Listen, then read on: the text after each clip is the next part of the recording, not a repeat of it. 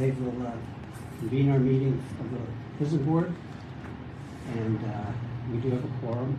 We just wanted to, it's raising food, but we do have a quorum. And we'll begin the meeting with the Pledge of Allegiance. Pledge Allegiance to the flag of the United States of America and to the republic for which it stands, one nation, under God, indivisible, with liberty and justice for all.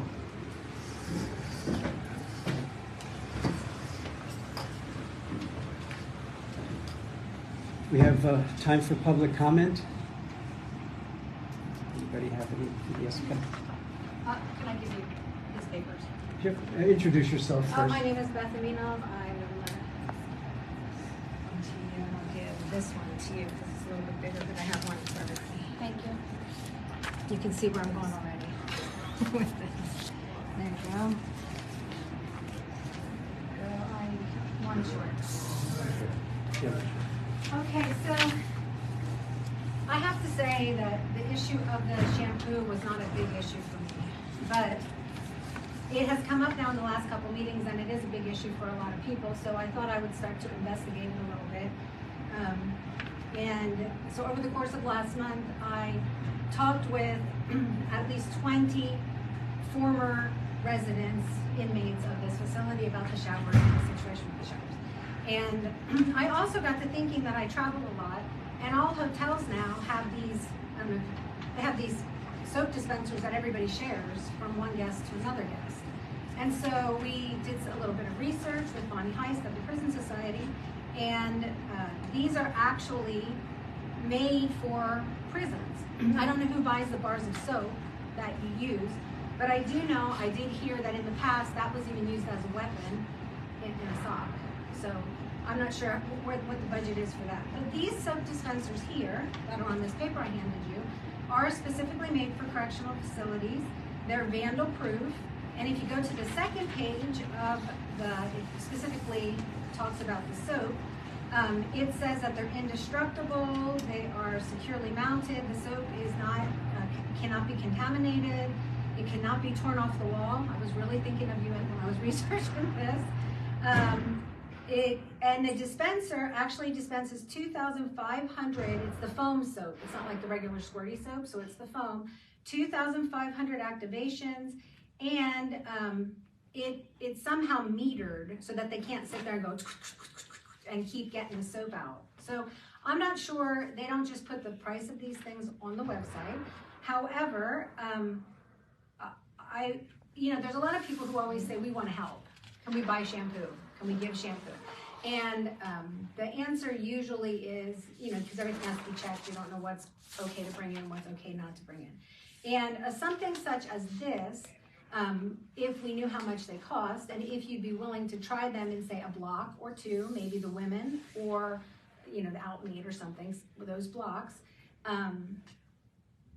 then if we knew how much they cost, perhaps the church or some groups in the community who were really interested in the shampoo issue would be willing to pay for the dispensers, and then the cost of the soap cartridges that are securely locked in these things might not be much more than you already pay for the soap that you're using.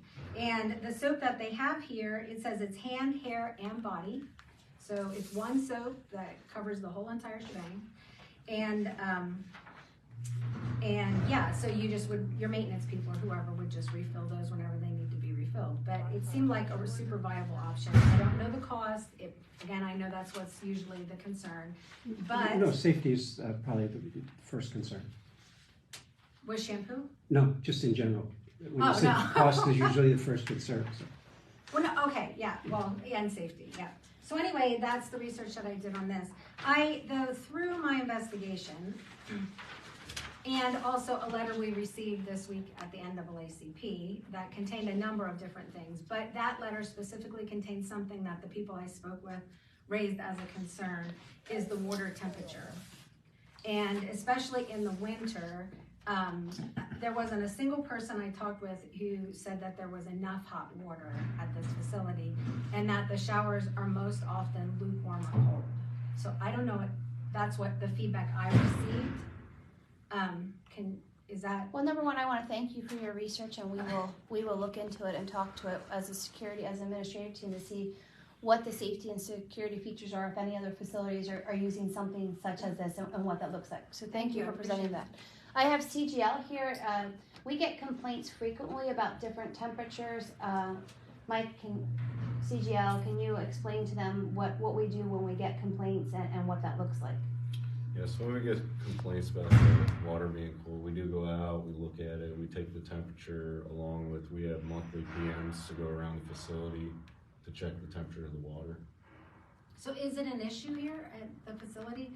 I know it's an older facility and that you're working with stuff that's older, and it's common, we hear often, it's the facility. This is what we have. I think sometimes you also have to define what is hot and what is not. So for example, if they're reporting a temperature, and to you and I, that might seem hot, to certain people that might not seem hot. So as long as the hot, like we have to obviously watch the temperature of the water, because if we put it to a certain temperature, then we're scalding somebody, and then we have those issues. So I think sometimes the biggest complaint we might hear is from our one housing unit, because I think, Mike, correct me if I'm wrong, the connection is when we're design of our operation, sometimes when they're washing dishes or something in the kitchen, it potentially could impact the block temperature one way or another.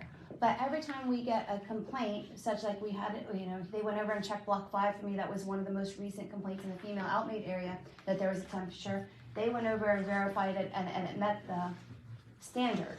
So I think sometimes you have to take that, well, if I'm at home and I want to take a really hot shower, what does that look like? And when I come to jail, am I getting warm water, hot water? Like, what kind of water am I getting? But I'm getting it, and the soap part is the important part for us, so they can stay clean, and then they have access to the water. Is there anything you would like to add to that?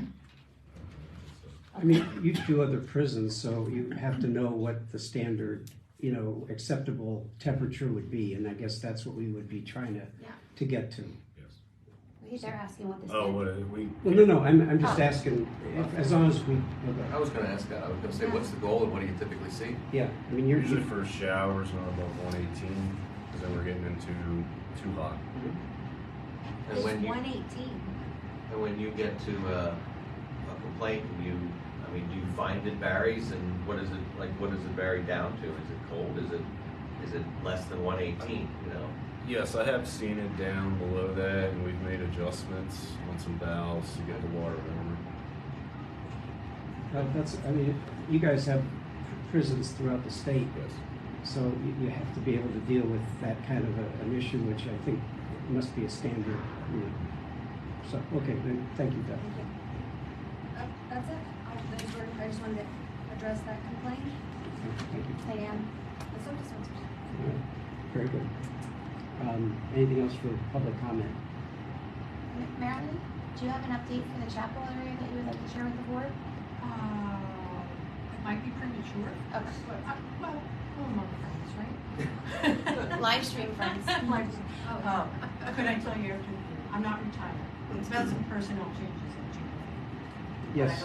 I I don't know that we were there yet anyway. We have a couple other things. Okay, my apologies. That's okay. I know you're excited about it. The minutes. Make a motion to approve the minutes as presented. Second. Okay, it's been moved and seconded. Any additions, deletions, or corrections? If not, all in favor, please indicate by saying aye. Aye. Opposed, same sign. So moved. The warden's report, and then we'll go to other departments. I have nothing to add unless there's any questions. I would like to thank our vendor services, Prime Care Medical, CGL. It's been trying times for everybody this month. A lot of personnel things happen in private lives, but everybody's still coming in and doing their job and working it out. As you know, the holidays are a significant time of suicide ideations, and I just want to commend Prime Care staff and the security staff. They've seen a lot, and their training and experience. They de-escalated many more incidents. You'll note the incidents have been on the rise, and I think it's the stress and everything with holidays. But both Prime Care Medical and our security staff have been through a lot with just hiring, training, staffing concerns, and they've both been working it out together. But again, at the CQI meeting this morning with Prime Care, I noted that We have a very, very, very good HSA and Director of Nursing at the Lebanon County Correctional Facility, and we have a very good working relationship with them and the Deputy Warden treatment. So I just want to thank them for the year-long service, and again, their training that's helped kind of de-escalate many situations that have been transpiring over the last of the course, I'd say 60 days or so. Okay, thank you. Yes. Yes, I have a question. I was made aware that there's a policy to process bail bonds and deliver them directly to the facility at the end of each day. And that once in a while, someone shows up to get one, almost like in an emergency situation. They drove here from a long way. They don't have transportation back and forth, that kind of thing. And so I believe I was told that they were using email and fax, whatever, text, I don't know what all the electronics were, but during the COVID, and it's only if there's an emergency kind of thing, and that 66 of the other counties do this. And there's $500 worth of just mileage to the building, and they're not arguing about delivering it at by 4 o'clock each day. But they want to be able during the daytime, if they are placed in an emergency situation, so they don't have to, it affects overtime and things like that with people running back and forth during the day.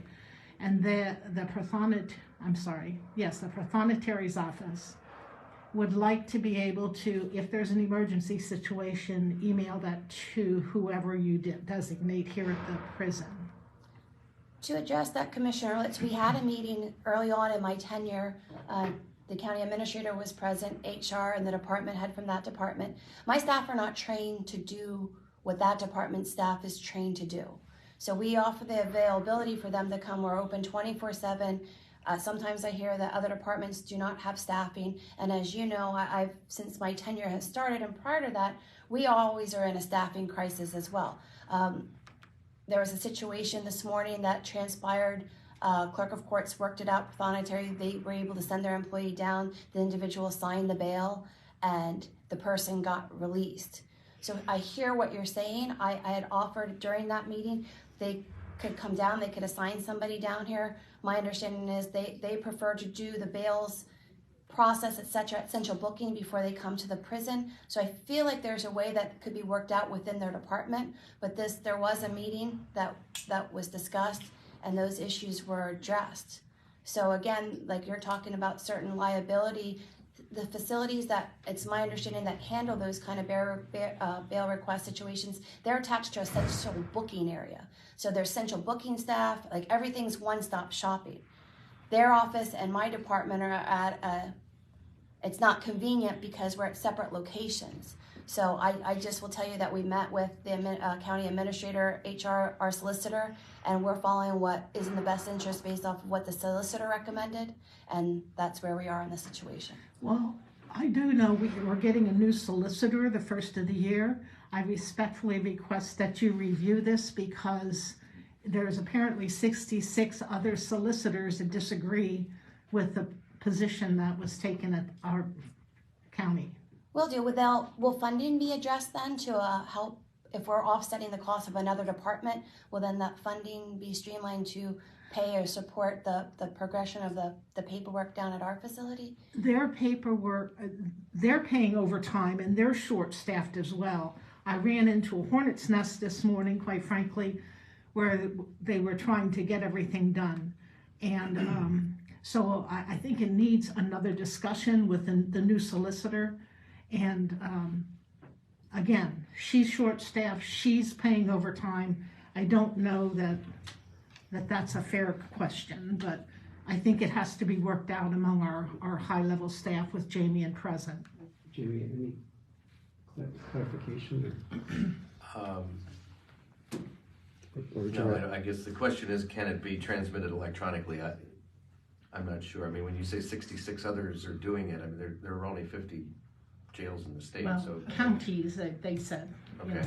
Yeah, counties. some sheriff, a So- prison. I'm not sure. I mean, that meeting was a while ago. I thought everything was worked out and progressing okay, but, sounds like there was an anomaly this morning. I don't know. There was a situation where somebody reported from York County to bail an individual out.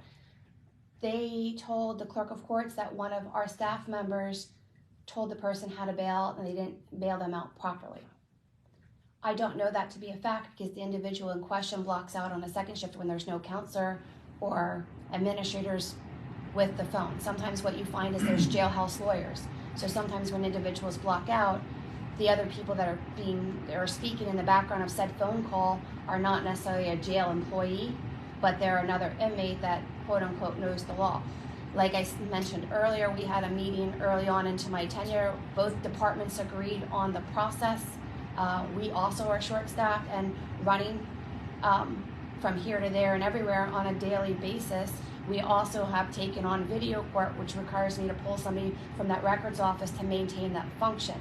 So the clerk of courts called me, I explained the situation. They were able to send one of their employees down to have the bail signed without an issue.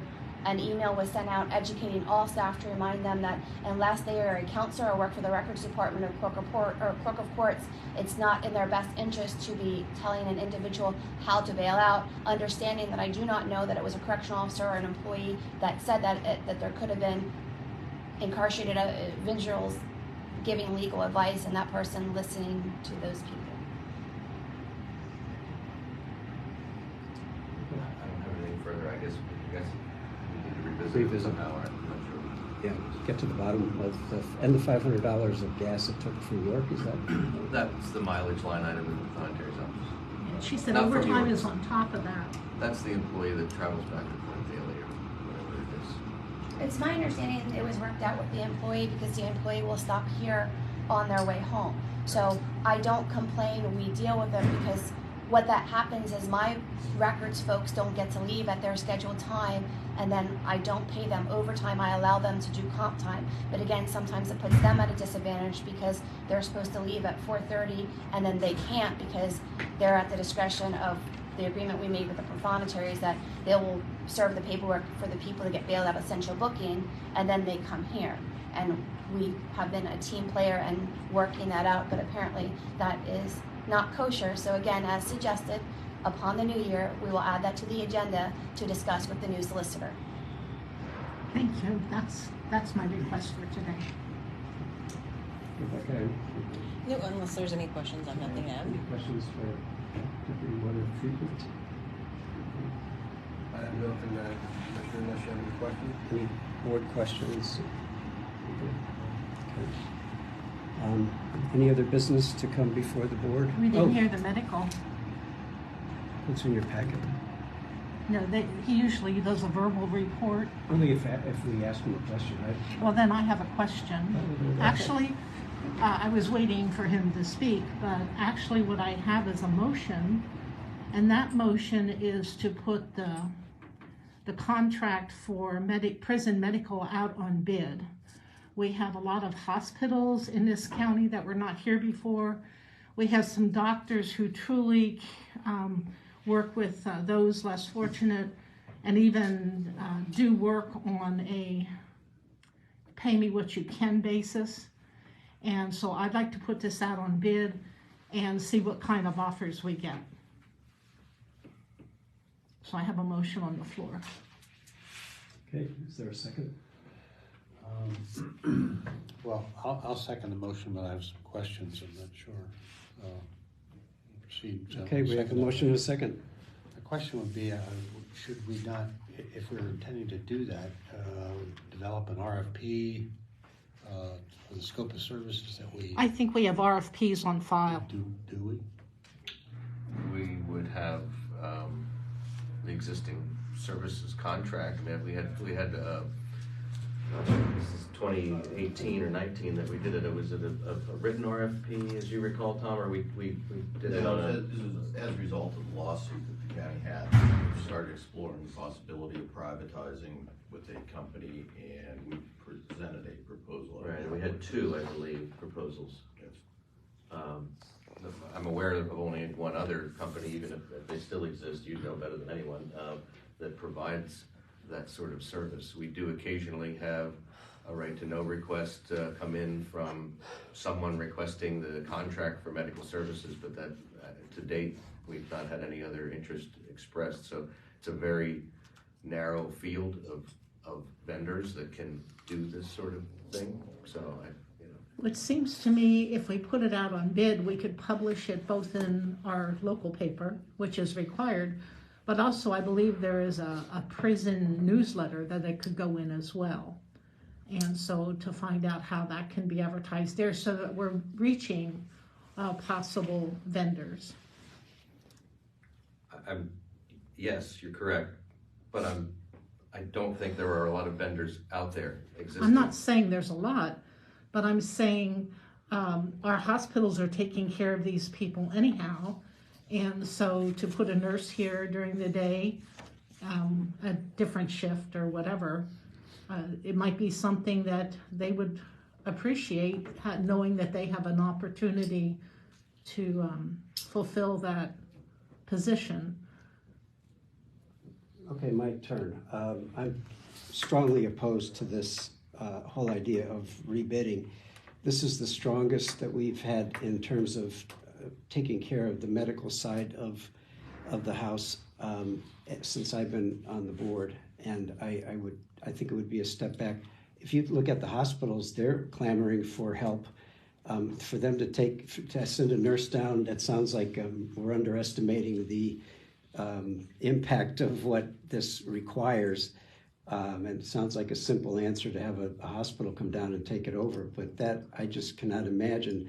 Mike may be able to speak better to it than I, but I just want to be upfront with you that I'm opposed to putting it out for bid or making any changes. I'm very happy with the vendor that we have and the response that we get and the detail that we get showing how much we are addressing the health needs of the inmates that are here. So that's my little speech. I could piggyback on that, Bob. Again, that's why I asked for RFP, because again, as I understand current level of services here, it's medical care, but also behavioral health, dental care, and it's more than just sending a nurse down. So that's why I said without absent an RFP and spelling out exactly what we expect and require, I wouldn't want somebody making a proposal and sound like we're getting a bargain and then sacrifice the services that we really need.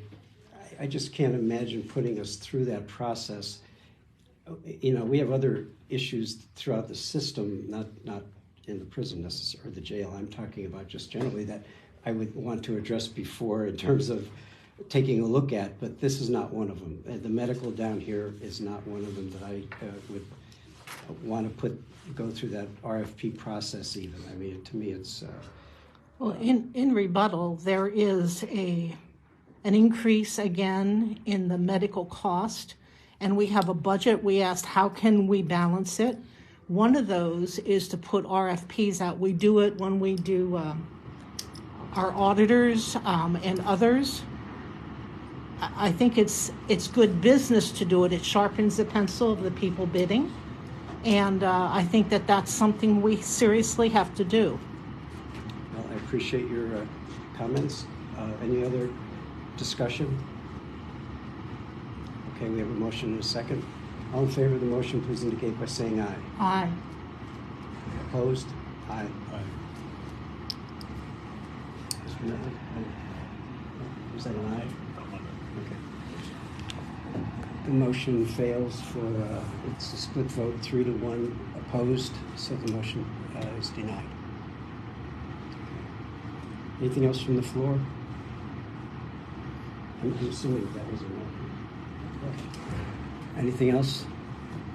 If not, all in favor of the motion, please indicate, or let's move to adjourn. So moved. Second. We stand adjourned. Thank you. Thank you. Sorry, I had that camera in the face.